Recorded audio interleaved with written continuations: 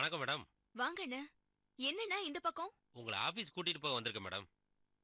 என்ன அழைச்சிட்டு போறதுக்கா? நான் தான் பஸ்ல வந்துருவேனே.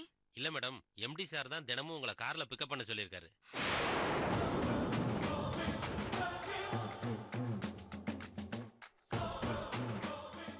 என்ன பிக்கப் பண்ண சொன்னாரா? அவர் வேற யாரையாவது சொல்லிருப்பாரு.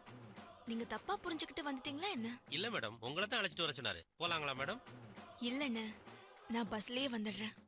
நான் கார்ல வரது தெரிஞ்சா லலிதா மேடம் திட்டுவாங்க. நீங்க போங்க. சாரி மேடம், உங்களை அழைச்சிட்டு போலன்னா சார் என்ன திட்டுவாரு மேடம். ஒரு நிமிஷம் மேடம்.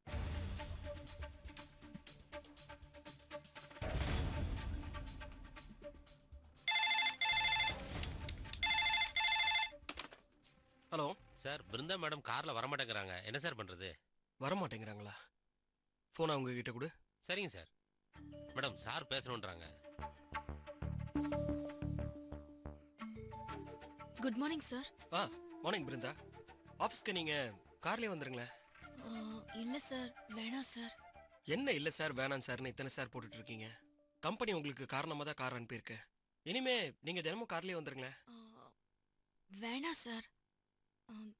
லலிதா மேடம்க்கு தெரிஞ்சா கோவப்படுவாங்க. நான் எப்பவும் போல பஸ்லயே வந்துடுறேன் சார். இங்க பாருங்க பிருந்தா, உங்களுக்கு நான் எம்டியா இல்ல லலிதா எம்டியா?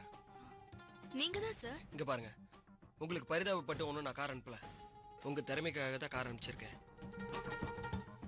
கஷ்டப்பட்டு ஆஃபீஸ்க்கு வர லேடிஸுடைய வேதனை என்னங்கிறது எனக்கும் தெரியும். அதுக்காக தான் கார் அனுப்பிச்சிருக்கேன். எம்டிக்கும் மேனேஜருக்கும் பயந்து வேலையை கடமைன்னு செய்யாம கடனுக்கு செஞ்சா உங்க வேலையில கான்சென்ட்ரேஷனும் இருக்காது, வேலையும் முழுமையடையாது. பிருந்தா, நான் உங்க பர்சனல் ஒர்க்குக்காக கார் அனுப்பல, கம்பெனி ஒர்க்குக்காக தான் அனுப்புறேன். அதனால எதுவும் டீட்டெயில்ஸ் கேட்காம கார்ல ஏறி வாங்க. சரிங்க சார், கார்லயே வந்துடுறேன். குட். ஒரு நிமிஷம் இருங்கண்ணே, இதோ வந்துடுறேன். சரிங்க மேடம்.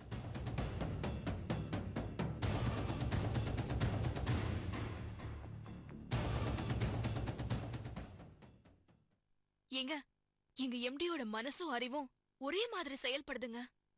வேலை செய்யறவங்களுக்கு கொடுக்கிற சலுகையில கூட கம்பெனிக்கு லாபம் வர மாதிரி செய்யறாருங்க. என்ன சொன்னார்னு தெரியுமா போன்ல?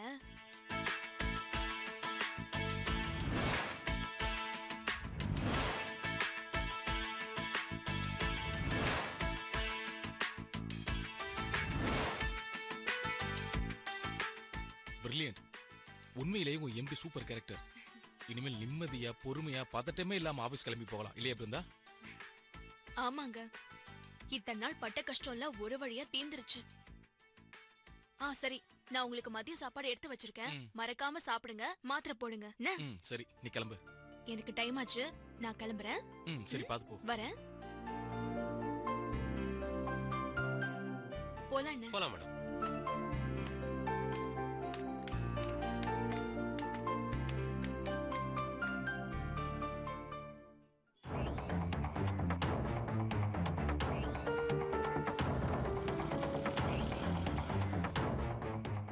என்ன, யாருக்கு மேடம் வெயிட் பண்றாங்க?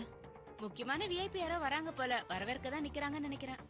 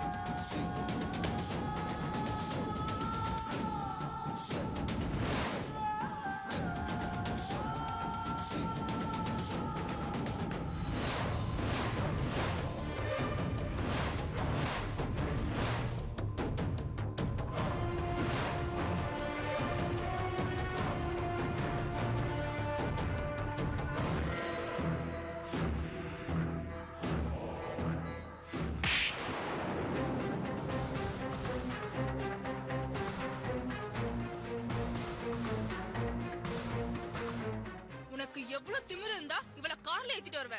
அதுவும் ஆபீஸ் வாசல் வரைக்கும் கொண்டு வந்து விடுற அளவுக்கு உனக்கு தைரியம் வந்துச்சா? உன்ன மேடம் ஏய் நீ பேசாத. மேடம் அவசரப்படாதீங்க மேடம், அப்புறம் தப்பா போயிடும். என்ன தப்பா போயிடும்? கண்டவள கார்ல ஏத்திட்டு வருவ, நான் பாத்துட்டு சும்மா இருக்கணுமா? இதெல்லாம் சரிப்பட்டு வராது. நீ வேலைக்கு வேணாம் போ. அத நீங்க சொல்லாதீங்க மேடம், எம்டி சொல்லட்டும், பாத்துக்கலாம். எம்டி சொல்லணுமா? சொல்ல வைக்கிறேன். மேடம் ஆத்திரப்படாதீங்க, அவர் மேல எந்த தப்பும் இல்ல. சீ, கேவலம் உனக்கு போய் கதவை திறக்க வச்சிட்டானே, எனக்கு எவ்வளவு அசிங்கமா இருக்கு தெரியுமா? உனக்கு என்ன திமிரு இருந்தா எம்டி கார்லயே லிஃப்ட் கேட்டு வருவ? உங்க ரெண்டு பேரையும் உண்டு இல்லைன்னு பண்றேன். எதுக்கு மேடம் இப்படி கோவத்துல குதிக்கிறீங்க? ஏய் என்ன நான் குதிக்கிறேனா? பஸ்ல வரதுக்கே தகுதி இல்லாத தரித்திரம் நீ. எம்டி காருக்கு ஆசைப்பட்டு அதுல வருவ, அத பாத்துட்டு நான் சும்மா இருக்கணுமா? உனக்கு என்ன தைரியம்டி? இந்த மாதிரி காரை தொடறதுக்கே உனக்கு தகுதி இல்ல, நீ எல்லாம் இந்த கார்ல ஏறலாமா? இங்க பாருங்க மேடம், நான் ஒண்ணு உங்க வீட்டு வேலைக்காரி இல்ல. கொஞ்சம் மரியாதையா பேசுங்க. வாடி போடின்னு பேசுனீங்க, அப்புறம் நடக்கிறதே வேற. ஒரு ஆம்பளன் கூட பார்க்காம அவர் அடிக்கிறீங்களே, அவர் திருப்பி அடிச்சா நீங்க தாங்குவீங்களா? என்ன நடக்குதுன்னு தெரியாம சும்மா தையத்தக்கன் குதிச்சா என்ன அர்த்தம்?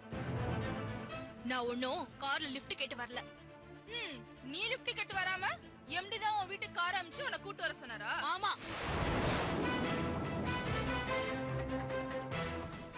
எம்டி தான் எங்க வீட்டுக்கு கார் அனுப்பி வர சொன்னாரு. முதல்ல டிரைவர் வந்து சொன்னப்ப கூட நான் வர முடியாதுன்னு தான் சொன்னேன்.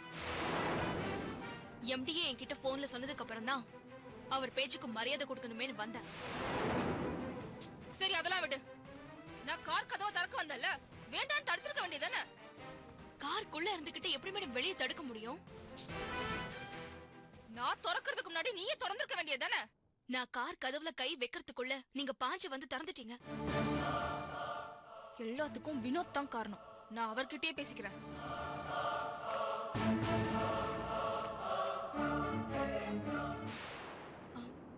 என் மேல இருக்கிற கோவத்துலதான் என்ன அடிக்கிறதுக்கு பதிலா உங்களை அடிச்சுட்டாங்க. என்ன மன்னிச்சிருங்கண்ணே.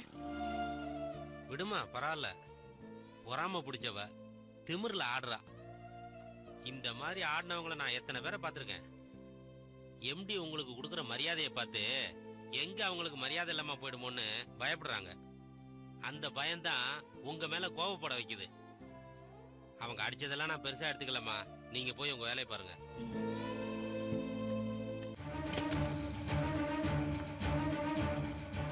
Vinod, hi, good morning Lalit. உட்காரு. எனக்கு இந்த மரியாதை எல்லாம் வேண்டாம். உங்களால எனக்கு பெரிய அவமானமா போச்சு. என்ன சொல்ற லலித்? நம்ம விஷயம் ஏதாவது வெளியே தெரிஞ்சிச்சா? அதுல என்ன அவமானம் இருக்கு? என்ன பொறுத்த வரைக்கும் அது பெருமைதான். உங்க இமேஜ் ஸ்பாயில் ஆயிடுமே தான் வெளியே தெரியாம நான் நடந்துக்கிறேன். நான் சொல்ற அவமானமே வேற. அவமானம்னு எனக்கு எப்படி தெரியும்? எனக்கு புரியுற மாதிரி சொல்லு. நீங்க தான் வரீங்கன்னு நினைச்சு நான் கார் கதவை திறந்து விட்டேன். ஆனா அதுல அந்த பிருந்தா இறங்கி வரா. எனக்கு பெரிய அவமானமா போச்சு. நான் அவமானப்பட்டது உங்களுக்கு சிரிப்பா இருக்கா? சிரிக்காதீங்க. இங்க பாரு, இது வரைக்கும் நீ என் கார் கதவை திறந்து விட வந்ததே இல்ல. என்னைக்கு இல்லாத திருநாளா இன்னைக்கு என் கார் கதவை திறந்து விட வந்த? சாதாரணமா லவ்வர்ஸோ இல்ல கப்பிள்ஸோ சான்ஸ் கிடைக்கும் போதெல்லாம் அன்பை வெளிப்படுத்தணும்னு சொல்வாங்க. அததான் நானும் செஞ்சேன். ஆனா அசிங்கப்பட்டு வந்து நிக்கிறேன். லலித், இதுல அசிங்கமோ அவமானமோ எதுவுமே இல்ல. அந்த இடத்துல பிருந்தா இல்லாம வேற யார் இருந்தாலும் நீ எனக்காக கார் கதவை திறந்து விட்டதா தான் அர்த்தம். புரியுதா? அதனால அந்த மரியாதை எனக்கு தான், பிருந்தாவுக்கு இல்ல. நீங்க என்ன சமாதானம்லாம் படுத்தாதீங்க. பிருந்தாவை பிக்கப் பண்ண எதுக்கு ஆரம்பிச்சீங்க? இது என்ன புது பழக்கம்? ஏய், எல்லாம் காரணமா தான் லலித். நமக்கு வேலை நடக்கணும், அதுவும் பெர்ஃபெக்ட்டா நடக்கணும். எந்த ஒரு வேலையுமே கடனேன்னு பாக்குறதுக்கும் கடமைன்னு பாக்குறதுக்கும் நிறைய வித்தியாசம் இருக்கு. இங்க பாரு, நாம அவங்களுக்கு கொஞ்சம் சலுகை பண்ணா அவங்க நமக்காக நிறைய வேலை செய்ய போறாங்க. திட்டி வேலை வாங்குறத விட தட்டி கொடுத்து வேலை வாங்கினா அதுக்கு பலன் அதிகம். பிருந்தாதான் ஏற்கனவே சொன்னாங்கல்ல, வீட்டு வேலை எல்லாம் முடிச்சுட்டு அதுக்கப்புறம் பஸ்ஸை பிடிச்சிட்டு வரதுக்கு லேட் ஆகுதுன்னு. அதனாலதான் கார் அனுப்புனேன். அது அவ பிரச்சனை, நாம ஏன் பார்க்கணும்? பார்க்கணும் லலித். பஸ்ஸில் இடிப்பட்டு மிதிப்பட்டு அவங்க ஆஃபீஸுக்கு வந்தாங்கன்னா அதுல இருந்து அவங்க ரிலாக்ஸ் ஆகிறதுக்கே ஹாஃப் டே போயிடும். அவங்களால முழு இன்வால்மெண்ட்டோட ஒர்க் பண்ண முடியாது. ஆனா இப்போ அப்படி இல்லை பாரு, அவங்க கார்ல ஏறி ஆபீஸ்க்கு வர வரைக்கும் ரிலாக்ஸா வருவாங்க. அவங்க ரிலாக்ஸா வந்தா தானே நம்ம ஆபீஸ்ல இருக்க வேலையெல்லாம் கவனத்தோடையும் திறமையாவும் செய்ய முடியும். அதுவும் இல்லாம நம்ம கம்பெனி நமக்காக இவ்வளவு தூரம் சலுகைகள் செய்யுது அப்படின்ட்டு அவங்க நேர்மையாவும் விசுவாசமாவும் நடந்துக்குவாங்க. இதெல்லாம் ஒரு பிசினஸ் டாக்டிக்ஸ் தானே. மத்த ஸ்டாஃப்ஸ்க்கு அத சலுகை பிருந்தாவுக்கு ஏன்னு தான் கேக்குறேன்.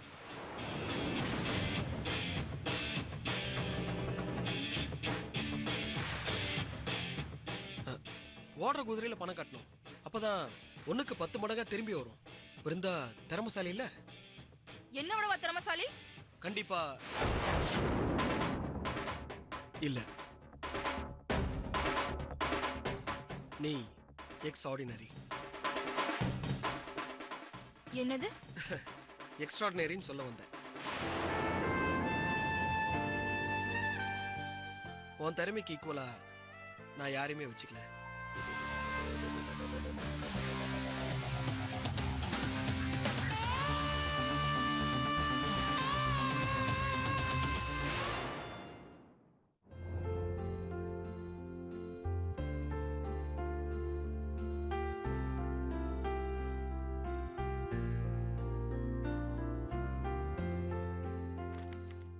மீனாட்சி, ரொம்ப தலை வலிக்குது. டபுள் ஸ்ட்ராங்கா ஒரு காஃபி ஒன்னு கொடு.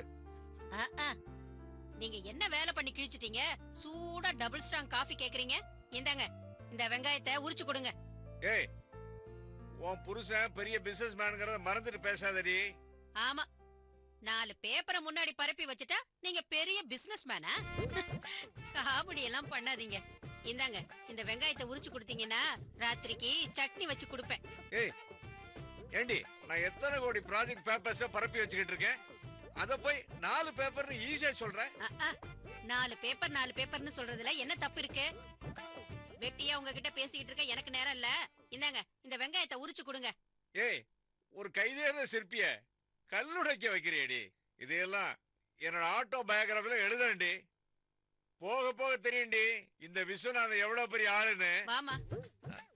என்னம்மா சுஜாதா, ஏன் லேட் இன்னைக்கு? ஒண்ணு இல்லப்பா, ரொம்ப நாளைக்கு அப்புறம் பேங்க்ல ஜாயின் பண்ண இல்லையா, நிறைய ஒர்க் பெண்டிங் இருந்தது. அதான் ஒவ்வொன்னா முடிச்சிட்டு வரேன். அவர்கிட்ட எதுக்குப்பா பேசிக்கிட்டு இருக்க? நீ போய் முகம் கழுவிட்டு வா, சூடா காஃபி கொண்டு வந்து தரேன். சரிம்மா. அம்மா, இந்தா.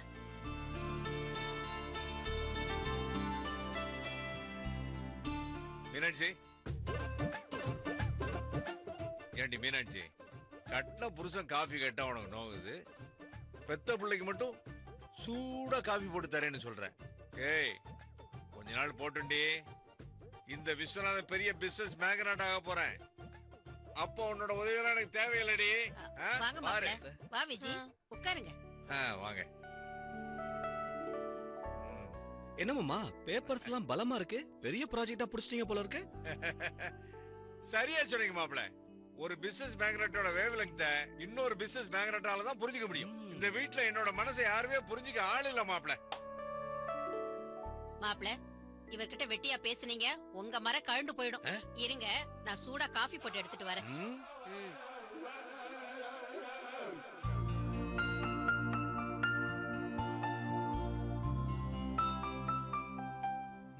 ஹேய் விஜய், சேகர், எப்ப வந்தீங்க? எப்படி இருக்கீங்க? இப்பதாங்க வந்தோம். நீங்க இந்த கேஸ்ல இருந்து விடுதலை ஆகிட்டீங்கன்னு கேள்விப்பட்டதும் ரொம்ப சந்தோஷமா இருந்துச்சு. போன்ல கேக்குறத விட நேர்ல பார்த்து பேசிட்டு போலான்னு தான் வந்தோம். எப்படியோக்கா, உன் பிரச்சனை எல்லாம் முடிஞ்சிருச்சு. உன் முகத்துல இப்பதான் பழைய சந்தோஷத்தை பார்க்க முடியுது. அதுக்கு காரணம் முரளி தம்பி தான். இந்த குடுமா, இந்தாங்க. அந்த தம்பி தான் சுஜாதாவை காப்பாத்த அரும்பாடு பட்டுச்சு. அந்த கடவுளுக்கும் அவருக்கும் தான் நன்றி சொல்லணும். ஆமா சேகர், முரளி மட்டும் இல்லனா என்னால வெளியில வந்திருக்கவே முடியாது. எனக்காக அவரோட சொந்த வேலை, சொந்தக்காரங்களோட பிரச்சனையெல்லாம் ஒதுக்கி வச்சுட்டு என்ன வெளியில கொண்டு வர்றது மட்டும்தான் அவரோட வேலைன்னு அவர் என்ன நிரபராதின்னு ப்ரூவ் பண்ண வச்சுட்டாரு. அவருக்கு நான் நிறைய கடமைப்பட்டிருக்கேன். இந்த ஜென்மம் பூராவும் நன்றி சொன்னாலும் பத்தாதுன்னு நினைக்கிறேன். உண்மைதாங்க. இன்னைக்கு நீங்க வெளியே வந்திருக்கீங்கன்னா அதுக்கு முழுக்க முழுக்க அவர் மட்டும்தான் காரணம். நீங்க மட்டும் இல்ல, நம்ம குடும்பமே அவருக்கு கடமைப்பட்டிருக்கோம். அவனுக்கு வீட்டுல ஒரு கோயில் கட்டி அவனை உட்கார வச்சு தினம் பூஜை பண்ண வேண்டியதானே? அப்படி கும்பிட்டாலும் தப்பு இல்லப்பா. அக்காவுக்காக நாம கூட எதுவும் அப்படி செய்யல. ஆனா முரளி சார் ராத்திரி பகல்னு கூட பார்க்காம அக்காவை வெளியில கொண்டு வரதுக்காக அவ்வளவு ஹார்ட் ஒர்க் பண்ணாரு. அந்த நன்றி எல்லாம் மறந்துட கூடாதுப்பா. ஆமா ஆமா, அவன் நிறைய கஷ்டப்படுற மாதிரி சீன் போடுறான். நீங்களும் அதை நம்பிட்டீங்க. நான் மட்டும் இதுல இறங்கிதே வச்சுக்கோ, இவ்வளவு நாள் ஆயிருக்காது. எப்பவோ சுஜாதாவை இந்த கேஸ்ல இருந்து வெளியே கொண்டு வந்திருப்பேன். அந்த முரளி தான் இவ்வளவு லேட் பண்ணிட்டான். அப்பா போதும்பா, நிறுத்துங்க உங்க பேச்ச. முரளி பத்தி பேசுறதுக்கு உங்களுக்கு எந்த தகுதியும் இல்ல. வரம் கொடுக்கறதுக்கு இல்ல, சாபம் கொடுக்கறதுக்கு கூட உங்களுக்கு எந்த அருகதையும் இல்ல.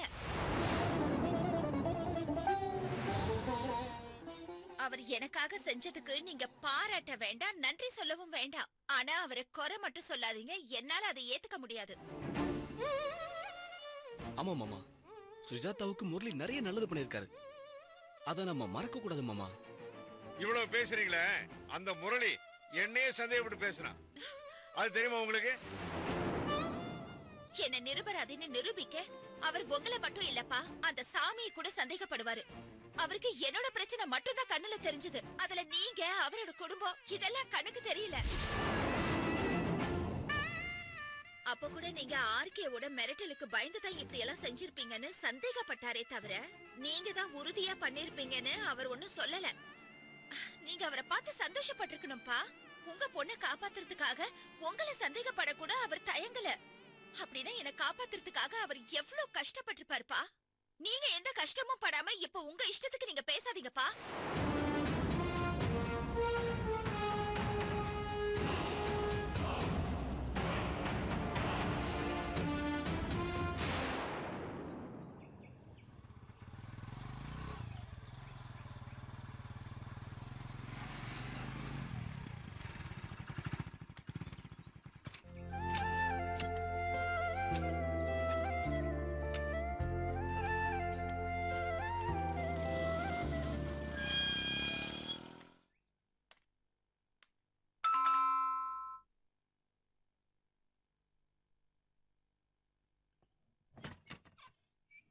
அடடே வாங்க முரளி. என்ன உங்களை லஞ்சுக்கு வர சொன்னா டின்னருக்கு வரீங்க? வாங்க. நீங்க எப்படி சொல்றீங்க? என் தங்கச்சி என்னடான்னா உன்னை லஞ்சுக்கு தானே கூப்பிட்டுருக்காங்க, நீ பிரேக்ஃபாஸ்ட்டுக்கு போய் அவங்கள இம்ப்ரெஸ் பண்ணிடாதேங்கிறா. வீக் டேஸ்ல காலங்காத்தால டைமுக்கு ரெஜிஸ்டர்ல சைன் பண்ணணுங்கிறதுக்காக ஓட வேண்டியதா இருக்கு. இல்லைன்னா என்விஆர் அந்த ரெஜிஸ்டர் எடுத்துட்டு போய் மேடம் ரூம்ல வச்சிடறான். அப்புறம் அவங்க கொடுக்குற அட்வைஸுங்கிற பேர்ல டோஸை வாங்கி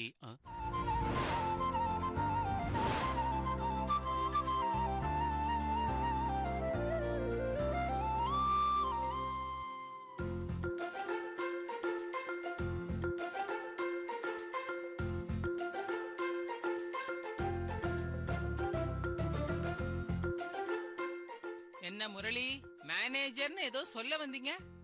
மேனேஜரை பார்த்த உடனே அப்படியே ஃப்ரீஸ் ஆயிட்டீங்க? அதெல்லாம் இல்லைங்க ஆண்டி, மேனேஜர் ரூம்ல போய் ரெஜிஸ்டர்ல சைன் பண்ணணும்னு சொல்ல வந்தேன், அவ்வளவுதான். Good afternoon madam. Good afternoon mister Murali. என்ன ஆண்டி, பேங்க்ல இருக்கிற எல்லா ஸ்டாஃப்ஸையும் லஞ்சுக்கு கூப்பிட்டுருக்கீங்களா? ஆமா, என்ன பொறுத்த வரைக்கும் பேங்க்னா அது நீங்க 2 பேர் மட்டும்தான். வாங்க உட்காருங்க. என்னங்க என்னங்க, ஷோ எவ்வளவு நேரமா ரெடி ஆவீங்க? வாங்க, முரளியும் சுஜாதாவும் வந்துட்டாங்க, சீக்கிரம் வாங்க. ரெடி ஆனது போதும், வாங்க வாங்க.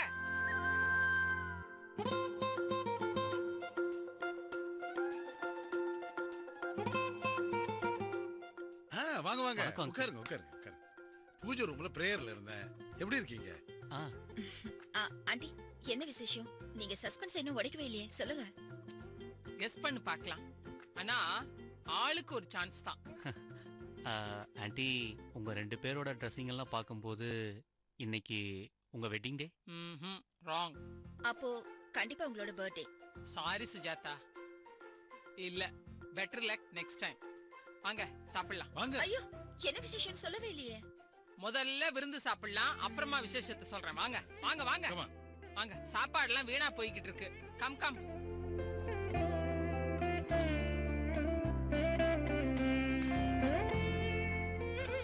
போதுமா?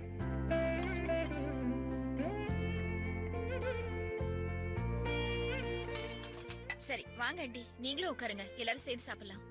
இல்ல, நீங்க முதல்ல ஸ்வீட்ல இருந்து ஆரம்பிங்க. என் கையால உங்களுக்கு பரிமாறிட்டு நீங்க நல்லா சாப்பிட்டதை பார்த்ததுக்கு அப்புறம் நான் சாப்பிட்டுக்கிறேன். அப்போ இந்த ஆளா யாருக்கு ஆண்டி? வேற யாராவது வர்றாங்களா? ம்.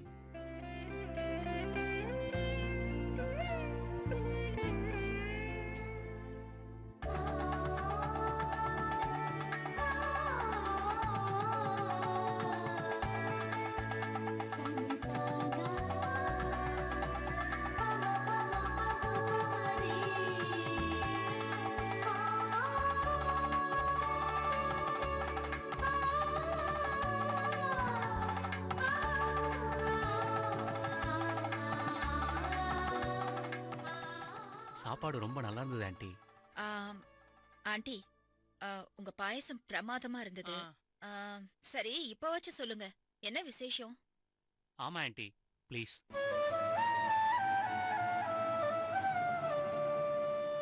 இன்னைக்கு என் பையன் ராகவோட birthday.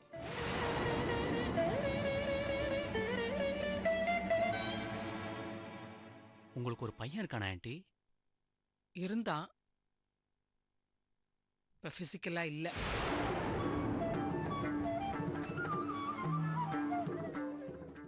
He is no more.